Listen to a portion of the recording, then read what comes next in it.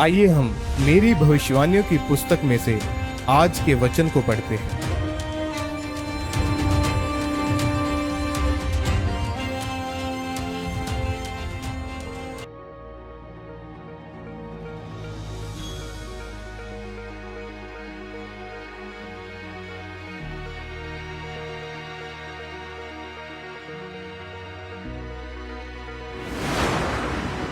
अपने जीवन को साधारण रीति से ना बिताएं। मेरे प्रियो, जैसे कि पवित्र बाइबल में लूका की किताब उसके 7वें अध्याय की 29वीं आयत में लिखा है, और अब साधारण लोगों ने सुनकर और चुंगी लेने वालों ने भी यूहन्ना का बपतिस्मा लेकर परमेश्वर को सच्चा मान लिया।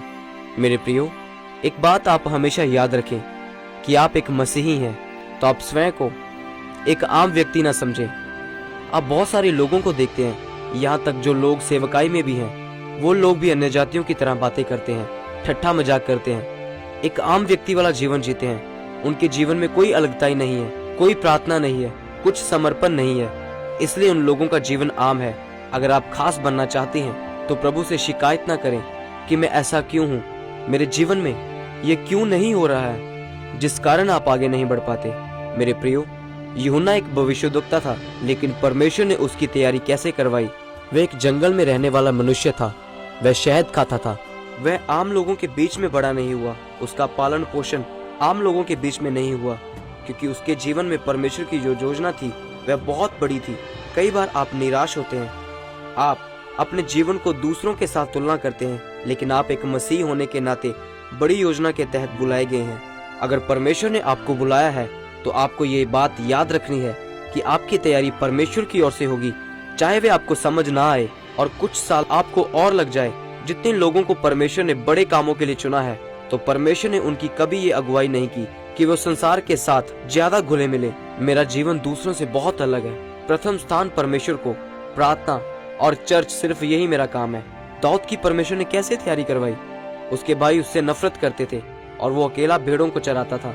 अब्राहम को परमेश्वर ने कहा, तो अपने कुटुंब को छोड़कर जहाँ मैं कहता हूँ वहाँ चला जा। यूसुफ की 13 साल परीक्षा हुई, वो जेल में रहा, उसके भाई उसके खिलाफ हो गए थे।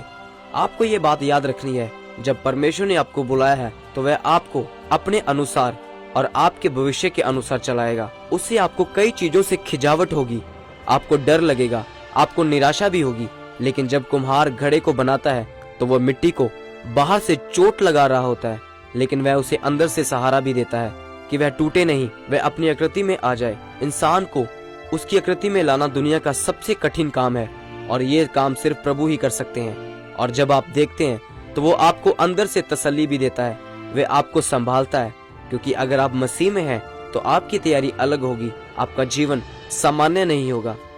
मेरे प्रियो, आज मेरा जीवन फलवंत क्यों है? क्योंकि मैंने एक चीज पर ध्यान दिया, वह है लगातार प्रार्थना, उपवास, बीज बोना, अपने जीवन को पूरी तरह से समर्पित करना, और इससे मैंने फलों को पाया है। अगर आप प्रभु में बुलाए गए हैं तो आप ये ना सोचें कि आपका जीवन सामान्य होगा, क्योंकि अब आपकी तैयारी एक खास मकसद के लिए है।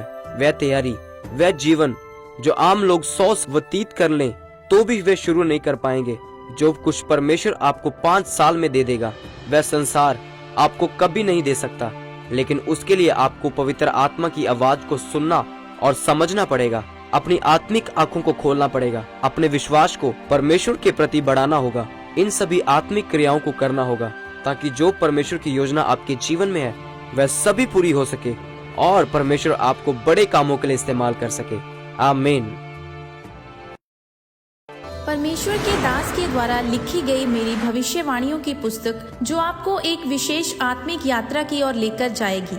इस किताब के जरिए आप परमेश्वर के अद्भुत अनुग्रह को समझ सकेंगे। जब आप इसे पढ़ेंगे तो आपको परमेश्वर के रहस्यों और अपने जीवन में सच्चाई से परमेश्वर के साथ चलने का रास्ता मिलेगा। जीवन को आत्मिक ज्ञान से भरें।